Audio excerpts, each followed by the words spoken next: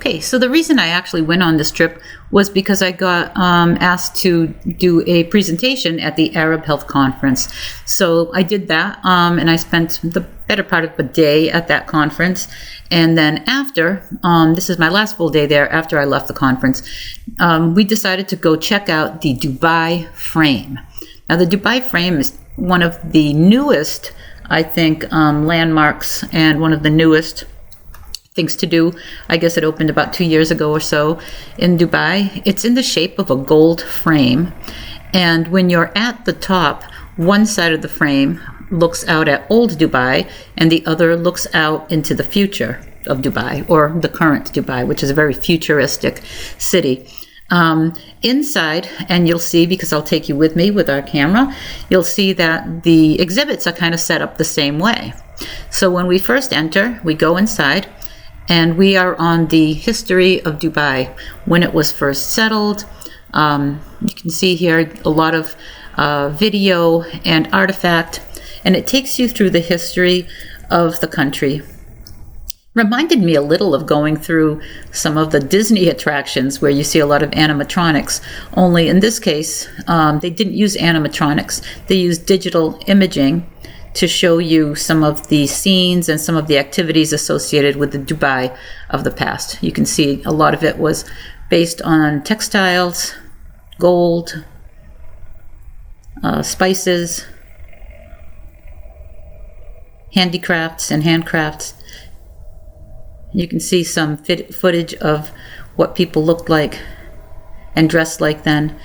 And here's some metalwork, copper maybe. And a lot of video footage of Dubai as it has changed over the years. And by changed, I mean, when they first discovered oil, as you can see depicted here. And even when they finally built their first airport, well, the first airport, here it is. And it really wasn't that long ago. It's shocking to me just how new of a country Dubai is. And even people that I know that were in the service 20, 25 years ago, they said that Dubai really was nothing but sand and desert, really nothing much there. So a lot of this city has really developed and sprung up just in the last 20 years or so. So this is on the ground floor of the gold frame, and then we zip up an elevator. So here we go. The elevator does have a glass on one side, so as you are going up, you can see into the distance and see into the city. This part looks into the old side of the town, or old Dubai. When you get up to the top of the frame, there's a plexiglass walkway, and as you step on it, it goes from having some type of, like a muted color or something built into it, sort of like coated, and it's really clear, and you can see all the way down to the bottom of the earth, basically. So some people found it a bit unnerving to walk on the clear plexiglass, and others didn't. I had no problem with it. Here I am about to step off. You can see it's a long way down to where the street is and where the cars are. And of course, all along the sides are the filigree look of the gold of the frame that you can see from the outside. Yep, so that's the walkway. Here's my friend Jen walking onto the walkway. It reminded me a bit of the walkway that they have at the Grand Canyon, that big clear plexiglass walkway that you actually have to put some special shoes or covers over your shoes on to walk. So you basically can walk the length of the top part of the frame and look down, and you can see the other side of the frame there. Lots of lighting, very futuristic inside. People milling around, and because you really have a 360 view, you can really take beautiful, beautiful photos. Yep. That's Jen walking over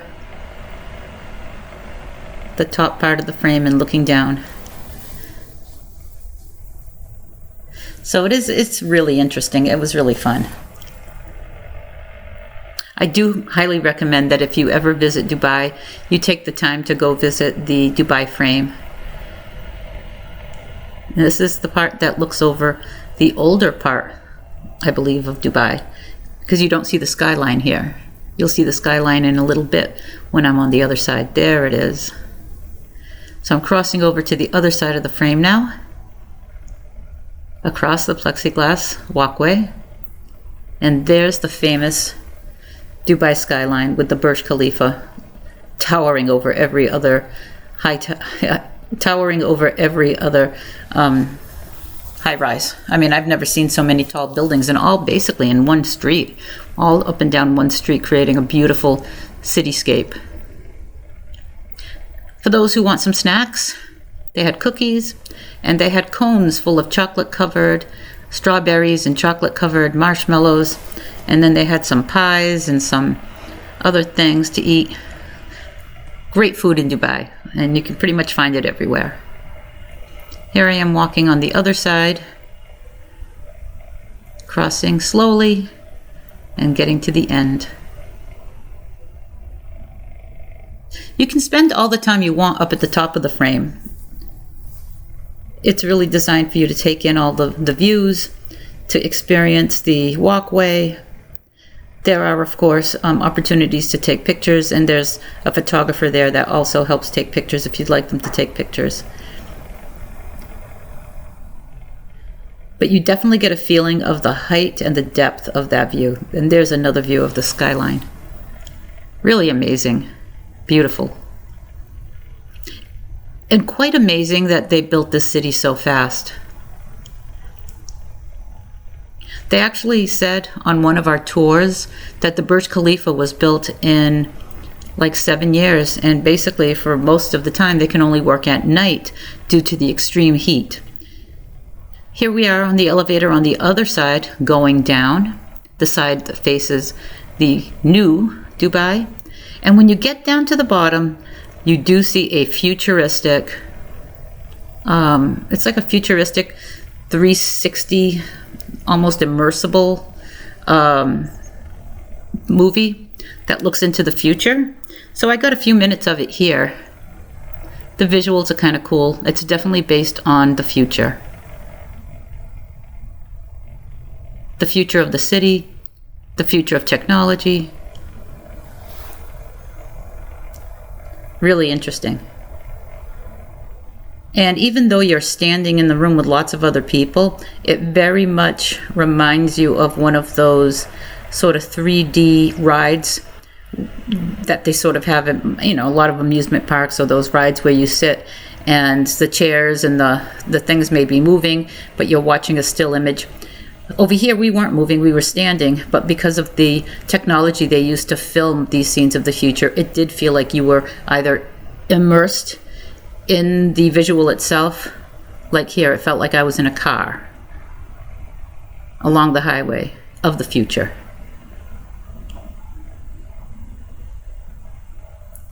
So it was really interesting.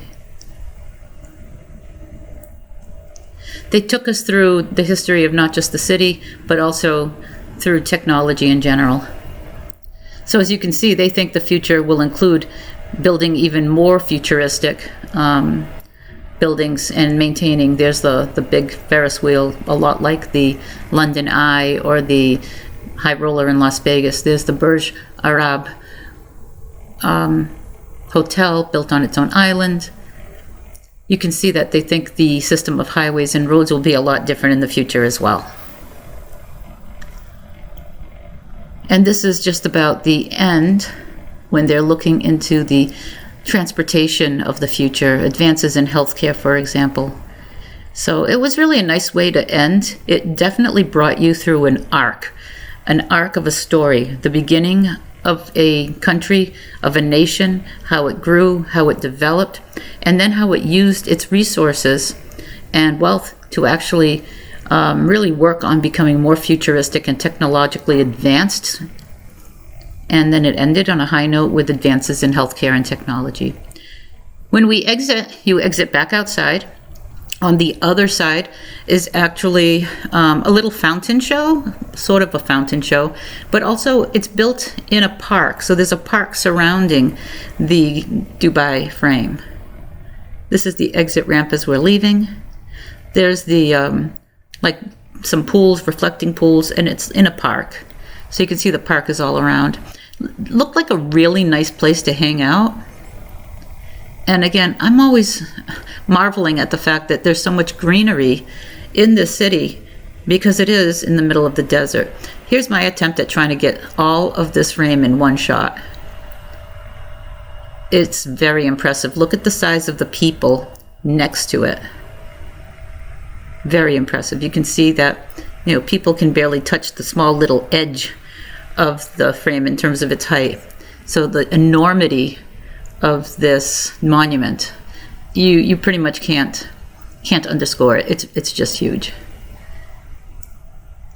And you can see up at the top where that filigree was, where we saw everyone and where we actually looked out and walked over the plexiglass floor. And that's the Dubai frame. And that pretty much does it for the last thing we did in Dubai. After that, very early the next morning, we were picked up and taken to the airport for our flight home. Just sharing a little bit here. The Emirates Lounge, and there are, I think, two different lounges, one for first class and one for business class. Of course, they're included if you have a ticket that's either of those two classes. But if you are with someone who's in either of those two classes and you're riding on the same flight, you can pay to come into the lounge and relax. I got this video because I wanted to show everyone that it's not a room. It's not a lounge. It's basically like a wing of the entire airport. I mean, it has its own sections, it has its own buffets, it has its own dessert sections. You can see a cart there with ice cream and lots of seating. But this isn't a room that's contained with four walls. It's like a special wing of the airport that's, made to be their lounges. Here's just a little bit of a peek at some of the desserts that were available during the breakfast time. So we were there early. Our flight left at, I believe, something like 7 or 8 in the morning. And of course, full bar, open bar, desserts. And in this instance, we went to the side of the lounge that had what they called the Western breakfast. There was also an Asian side and a Middle Eastern side, and everything you could want. In case you wondered about what the accommodations were like in business class, here's me heading into my little section, my seat 7F. That's my seat. They do give you a mattress that you can put on your seat, and these seats do fully extend, and they do go flat. So you can lie flat like on a bed. They will give you a mattress to put on the seat. They will also give you a semi-weighted, nice plush blanket. They give you a welcome kit with an eye mask, you can see there, and some slippers. And they do offer you pajamas. That is a little mini fridge that everyone has. And that's sort of what the panels on the side look like. I believe it's a 32-inch screen. That might not be 32, maybe a 24-inch entertainment screen. The entertainment was awesome. It wasn't just movies. It had everything in there. They called it the ICE system, or the ICE. With the I could be information, the C, connectivity, and then of course the E is for entertainment, and they had lots and lots of great movies. I will say, for a long flight, it certainly flew by. They do offer you a menu, and on this particular flight, we had breakfast, and then we had a main meal or a lunch, and then we had another snack later. In between, there were baskets of other snacks that you could, at will, either pick up because it was sort of near the galley on your way to the restrooms, or they would come around and see if there was anything you needed or wanted. I will say, see that vegetable tortellini on that menu? That was the last thing that I had, and it was the best thing that I had on this flight. It was absolutely delicious. So you do keep the menu card with you, and you can just call one of the attendants whenever you need or want something. There's a separate iPad, and then there's a handheld. I just missed it there on the shot, but there's a handheld device that you can also use to do the volume, change the stations, so you don't have to turn all the way around. It's attached to a cord. There are lots of USB ports. You're able to keep your phone charging the entire time. And they will customize and bring you whatever you'd like to have in that little fridge. And in the front, under the TV screen, you can see there's always water there. They always make sure there's 2 bottles of water there for every seat. Very comfortable. Just a few scenes above the clouds. They do dim the lights at one point during the flight to give people an opportunity to sleep. Fortunately, I did sleep through a bit of this flight, at least maybe 3 or 4 hours on the way here back to Boston. And on my way there, I actually slept for probably close to 6 hours, almost a real night's sleep. If you go to the information side of the entertainment system, they have all kinds of details on the flight, so you can really follow along with the route, follow the miles to go, the miles you've traveled, the speed, all of that is there. That's just showing you how much legroom we have. Lots and lots of legroom. And it's a big area. So here we are getting ready to land in Boston. And at the close of this video, I just want to say what an amazing place. I can't wait to go back. In fact, I am going to plan to go back at some point with my husband. Dubai was very, very different. It's totally a different culture than what we're used to here in the United States. And I found it fascinating. I also found it beautiful. I have never visited a more clean or more safe city in my life. And it was just wonderful. The people were very friendly, accommodating. The service everywhere, whether it be a restaurant or a lounge, or even here on the Emirates flight, was mind-blowing. I have no complaints about the Emirates experience, and I have nothing but good things to say about the country of Dubai and the people of Dubai that I met while I was there. So that's a wrap for Dwayne and Nidia, Food, Travel, and Fun. Look for more adventures. We're off on a cruise soon, and thank you for watching.